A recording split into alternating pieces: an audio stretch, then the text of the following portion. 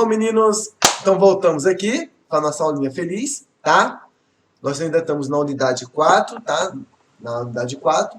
E aí nós iremos falar agora sobre arte e tecnologia. A aula passada nós falamos um pouquinho, né? Sobre essa questão aí da arte em movimento, da questão do pop art, da op art, que tenta criar uma ilusão de movimento e tudo mais. Hoje, agora, nós iremos continuar a unidade. É um capítulo grande, tá, gente? Não vai dar...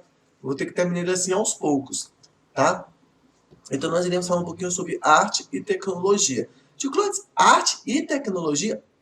Realmente parece uma coisinha que não estão muito associadas, justamente porque a arte sempre é vista como uma coisa muito manual. A arte sempre é vista como uma coisa assim, muito instintiva, até, né? Uma coisa muito ligada à essência humana. E quando você fala tecnologia, você não consegue, talvez, associar o que tem a ver arte com tecnologia. Mas, bem, olha só, gente. Vamos pensar da seguinte forma. Há um tempo atrás, né? Como fala tempo atrás? Sei lá, uns 20 anos no máximo, assim, talvez, uns 30, não sei, acho que nem isso. Sabe? Muitos desenhos animados eram feitos de uma forma tradicional. Você pega um papel, desenhava numa folha chamada celulose, fazia o desenho, pintava, depois fotografava, depois fazia a montagem, edição e teria o desenho. Hoje em dia, você acha que é desse jeito? Não mesmo. Né? São raros os estúdios que trabalham dessa forma. Raríssimos mesmo. Na verdade, a maioria das pessoas utilizam o quê? Mesas digitais. São tablets profissionais, tipo assim, uma mesa digital, onde você simula uma folha e coisas do tipo. Eu pergunto, o trabalho dos camaradas ficou menos artístico só por causa disso? Com certeza não. Com certeza não ficou menos artístico só por causa disso. Tá? O trabalho é o mesmo, desenho um bocado. O cara tem que ter noção de cor, tem que ter noção de perspectiva, tem que ter noção de anatomia para fazer um bom trabalho. Tudo isso, ele utiliza o quê? Conhecimentos artísticos, não é mesmo? Conhecimentos artísticos. Aí eu pergunto, só porque ele mudou a forma que ele faz, vai deixar de ser arte? Não mesmo. Vamos pegar aqui um outro exemplo. Digamos que você esteja pegando seja um músico, tá? E você é habituado a tocar instrumentos tradicionais, de corda, de sopro, percussão, ou o que for, tradicionais. Aí de repente chega uma pessoa e fala, eu tenho esse instrumento eletrônico aqui, eu tenho esse teclado, não é um piano, mas é um teclado eletrônico. A sua música vai deixar de ser arte só porque você está usando um teclado eletrônico? Não mesmo. Então vocês estão percebendo que arte e tecnologia podem sim estar associados? Não necessariamente só porque é feito de uma forma tecnológica quer dizer que deixou de ser arte?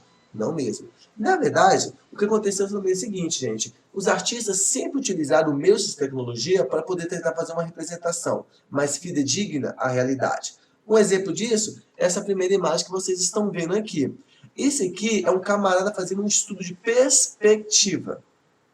Tá? É um estudo de perspectiva onde um camarada está tentando fazer uma representação realista, modificando o tamanho do objeto. Então, pode ver que essa estilogravura, esse desenho aqui, tá? Está apresentando um desenho, um artista utilizando a tecnologia para fazer a melhor representação desse bandolim, vou chamar aqui, desse instrumento aqui. Estão percebendo, gente?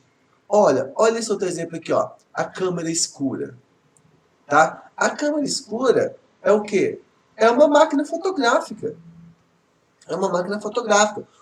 O camarada, no tempo que utilizar da ciência, da tecnologia para poder fazer uma fixação, para registrar uma imagem? Sim. E ambos delas deixou de ser arte por causa disso? Não mesmo. Pelo contrário, continua sendo arte da melhor espécie. Então, dizer que arte e tecnologia não podem andar juntas é uma falácia muito grande, é uma coisa assim que não faz sentido, porque os artistas sempre estão procurando tecnologia. A arte, gente, não é limitada ou somente limitada às formas tradicionais às quais nós já estamos acostumados, tá? Como a pintura, com pincéis, lápis cor, tinta, essa coisa normal. Isso aí é apenas a ferramenta, sabe? Eu tive um professor na UNB, na arquitetura, no Borel, que ele falava uma coisa interessante, falava assim, cara, se você for bom mesmo, não importa a ferramenta, o seu trabalho vai ser bom. Você vai poder fazer trabalho numa folha de papel, poder fazer uma folha de jornal, no computador, em qualquer lugar que você fizer, você vai saber.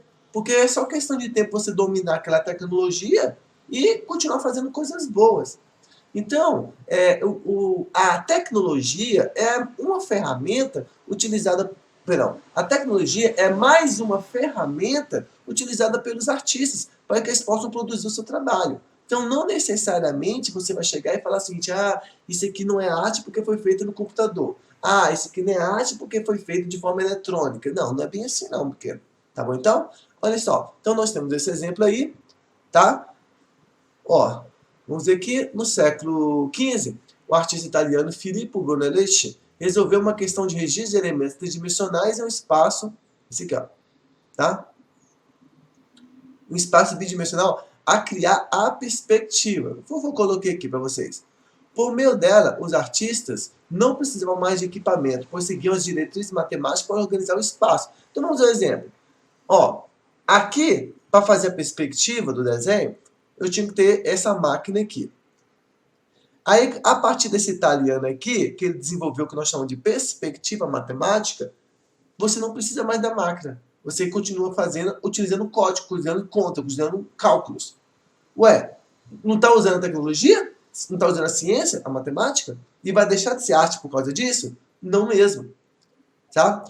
Entre os avanços tecnológicos, os mais impactantes da visual foi a invenção da fotografia, que eu coloquei aqui, né? Desenvolvida no século XIX. Esse invento possibilitou o registro da realidade por meio mecânico, uma função que era executada até então exclusivamente pelos artistas, por meio de desenho, gravuras, pintura, etc. Essa invenção foi determinante para as artes visuais serem liberadas no compromisso de registrar o real. Ele está dizendo o seguinte, que uma vez que depois que inventou a fotografia, não tinha mais necessidade dos artistas registrarem o real, porque antes dela, o objetivo do artista era justamente esse, representar somente aquilo que fosse visto como realidade. Tá? Aí que está dizendo que os artistas foram mudando. Vamos pegar uma mais atual. Olha só. O sul-coreano Paik foi um dos primeiros no uso de tecnologia audiovisuais. Tá? Ele deu outra função para elas, que além de transmitir informações, imagens e sons produzidos por rede de televisão. Por exemplo, ele estava usando o aparelho televisor não só para transmitir os vídeos que criava, mas também como elemento estrutural de suas obras. Então, por exemplo, aqui, ó, o que esse camaradinha fez? Vocês estão vendo que interessante aqui, ó. Aqui no fundo tem um bocado de televisão, rádio, elementos visuais mesmo, né? Audiovisual. Então aqui, e em volta ele pegou tipo aqueles arame cheon, que é tipo eu não sei se vocês conhecem, que ele brilha, aquela coisa toda, tá? Como se fosse fluorescente, e desenhou o quê? O mapa dos Estados Unidos. Aí tem toda a questão lógica, toda a questão interpretativa, toda essa questão de leitura de imagem, mas você percebe que ele utilizou o quê? Tecnologia. Ele não necessariamente ficou preso aos elementos tradicionais, que é, digamos, seria o pincel e as tintas. Tá? Aqui, ó. Todo o exemplo que ele fez, bonitinho, utilizando o quê? Tecnologia. Aqui no Brasil, nós temos esse camaradinho aqui, ó. Otávio Donazzi, que entendeu a aplicação dessa linguagem artística para um campo de performance e posteriormente para o teatro. Parece aquele bichinho da viagem de Chihiro, vocês estão vendo? Então, o que acontece? Esse camaradinha, ele vai usar tecnologia no teatro. Ele vai fazer da seguinte forma. Ele pega os atores, tá? Já viram máscara grega? As máscaras gregas não eram utilizadas para colocar no ator ou na estátua, lá no teatro dos camaradas, lá dos gregos antigos. Aqui vai ser algo parecido. Só que você não vai usar uma máscara, você vai colocar, ó, um audiovisual, uma televisão.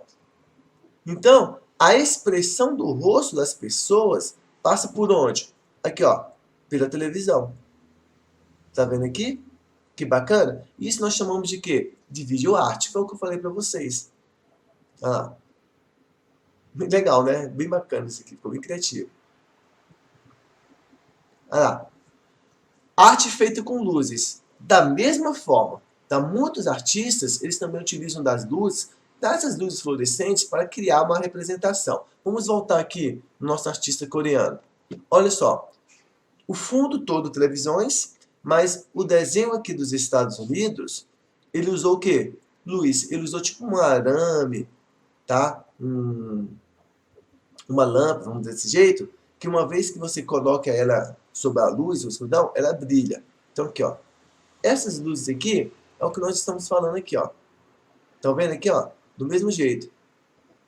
Você já deve ter visto isso aí, ó. Tem muito assim em bares, o pessoal utiliza para você dar aquele efeito diferente no local. Então, olha só, o que está falando? Ah, neon, que é isso que eu queria falar. Luzes de neon. Então, olha só, muitos artistas utilizam objetos que emitem luz em seus trabalhos. As luzes de neon e de LED estão presentes em muitas obras artísticas com diferentes propostas de formatação. LED, tá? Um diodo, uma coisa eletrônica, que emite luz, tá? Então, o que acontece? Ao invés de ele utilizar o traço, ao invés de ele utilizar o desenho, ele pega aquilo ali e ele vai dando um formato, ó, ele vai mexendo, ele vai desenhando como se fosse uma linha mesmo, até chegar na forma desejada. E aí, brilha a luz. Essa é a proposta. É o uso da tecnologia para fazer uma arte muito tradicional, tá? Então, por exemplo, aqui, ó, Gisela Mota, utilizando aqui, ó, o neon para poder fazer um arco-íris. Aqui não dá para a gente perceber direito, mas todos eles têm, cada lâmpada dessa, tá? Cada luz neon aqui, ó, esse LED, ela possui uma cor do arco-íris. Aqui, ó, outro exemplo. Ó. Tá? Então, todos esses aqui, gente, possuem necessidade de apresentar essa característica, tá? Ó. Gisela Mota, essa aqui que eu já coloquei para vocês. Ó. A artista paulista Camila Gross desenvolveu uma série de obras que pretende expressar sua visão sobre a cidade de São Paulo, composta de materiais vaziados e baseados em situações específicas. O trabalho intitulado Us, né? Cara, fugiu correndo, que faz parte dessa série. Foi composto com uma luz neon vermelha. A composição das letras da frase remete ao grafismo das pichações urbanas. A artista se apropriou de uma expressão urbana espontânea e anônima, com erros ortográficos, e inseriu no espaço artístico, com cor vibrante, como ela entre a vida e a arte. Então, o que ela fez? Simples. Ela foi lá nos centros urbanos de São Paulo, estudou as pichações, pegou aqueles tipos de pichações, usou como inspiração e fez aqui, ó, um bocado de palavras. Essa aqui, ó, na verdade, ó. Cadê o nome? Corra. Cadê? Aqui, ó. Os caras fugiu correndo. É o que está escrito aqui, ó. Os caras fugiu correndo. Tá? E colocou isso em forma de neon. Tá? Ó, essa aqui, ó, essa gaúcha aqui, ó. O que ela fez aqui na igreja? Vocês estão vendo? Ó, ela utilizou do mesmo jeito para colocar como se fosse micróbios, alguma coisa assim do tipo, na imagem dessa igreja aqui, ó, lá no Rio Grande. Bacana, né? Bacana. Gente, a tecnologia sempre foi utilizada no meio artístico. Não tem como dizer que. Por exemplo, aqui, ó, deixa eu voltar um pouquinho. Aqui nós temos um exemplo nas cidades gregas. Isso aqui tem alguns nomes certinho, tá? No 9º ano, estudando Grécia, vocês vão ver, tá? Direitinho. Essa parte no meio aqui, ó, se chama Skene. Essa parte aqui de trás se chama Conistra. E essa parte de trás aqui se chama Colum, ou Colo, tá? Quando a gente vai estudando mais Grécia, tá? Aí nós iremos falar a respeito sobre isso também. Então, olha só. Aqui é um exemplo de tecnologia que a arte utilizou. Foi feito aqui, ó, o teatro de Epidauro. Epidauro é o arquiteto responsável por essa construção aqui. Tudo bem, então? Então, o que aconteceu? Ele vai utilizar de uma forma diferente para poder fazer esse teatro aqui. Antigamente, os teatros gregos, esses mais antigos mesmo, claro que esse aqui é hiper mega antigo, mas é mais antigo ainda do que esse, sabe? Eles não tinham um local específico, ou se tivesse, não era uma forma tão organizada. O que foi que esse arquiteto fez aqui? Ele vai pensar o seguinte, cara, eu tenho que dar um jeito de fazer isso aqui, uma coisa que funciona. Então, ele vai dividir o teatro quando eu falo, não a prática de teatro, o local em si, em 3 partes, que eu já disse para vocês. Essa parte aqui, ó, a arquibancada, é onde o pessoal senta. Ela é chamada de quê? De cólum. Por isso que nós temos o quê? Colo. Oh, senta aqui no meu colo. É por isso que a gente fala desse jeito. Então, essa parte aqui é chamada de colo. Tá? Vocês podem ver que o colo, ele fica em volta do quê? De um círculo. Esse círculo aqui é chamado de skene, que traduzindo pra gente, cena. É onde o quê? Vai ter a cena do teatro. É onde vai rodar a apresentação. Tá? Por isso que nós skene, cena. E essa parte aqui, atrás da skene, É a conistra. A conistra, gente, lembra a palavra o quê? Orquestra. Orquestra, conistra. É o quê? É onde ficam os músicos, ou onde ficavam os músicos.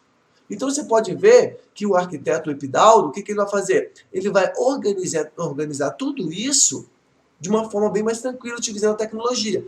Eu pergunto, e essa descida aqui? Vocês concordam comigo que se todo mundo estivesse no mesmo plano, as pessoas não poderiam enxergar direito? Quem fosse mais alto iria atrapalhar a visão de quem está atrás se fosse mais baixo?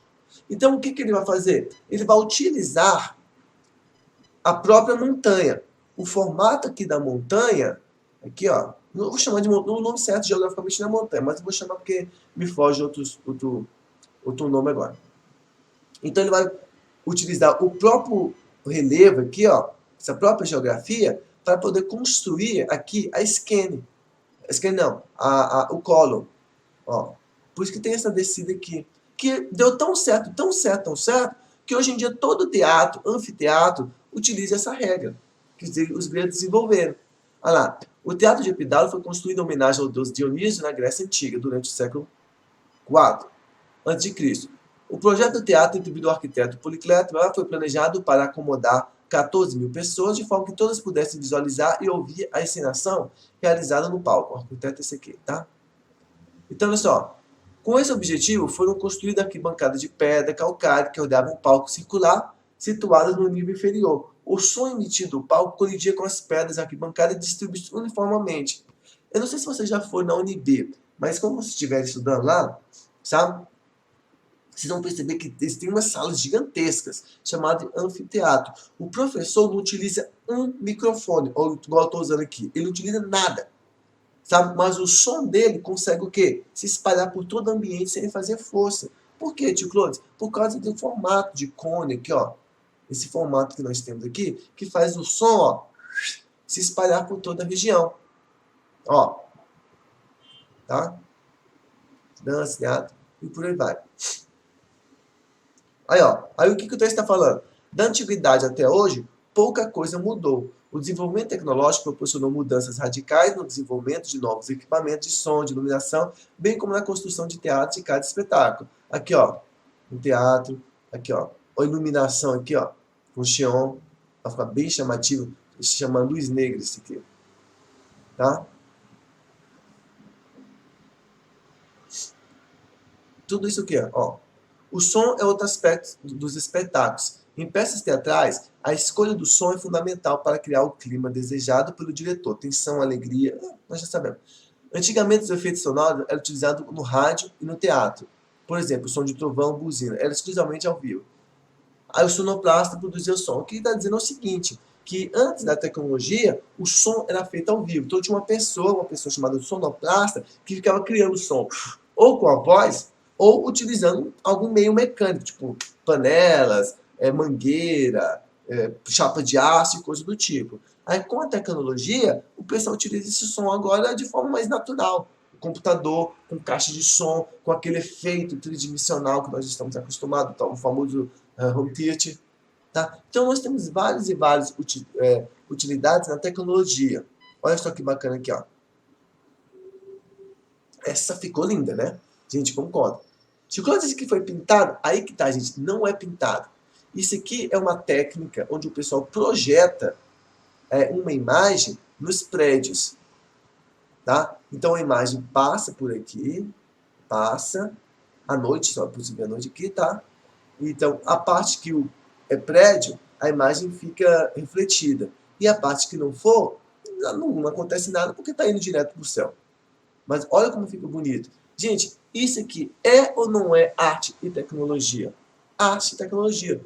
Diz para mim, só porque ele utilizou um projetor, meios eletrônicos para poder fazer isso, vai tirar dele o direito de ser arte? Não tira, tá? Então nós temos tudo isso aí. Tá? Muito bacana mesmo. Tá? Meninos, então, eu vou ficando por aqui nessa parte. Agora nós iremos começar a história da arte. Tá? Aula que vem nós iremos falar aqui, ó, sobre música eletrônica. Tá? Então na próxima aula, na aula 9, nós iremos falar sobre música eletrônica. Aí eu finalizo e depois a gente faz as atividades. Tudo bem então? Então vamos lá, gurizada. Pegue agora o livro de arte, pegue agora o livro de música, que nós iremos continuar com Grécia. Tudo bem? Vamos lá, meninos, estou esperando vocês. Não se esqueçam.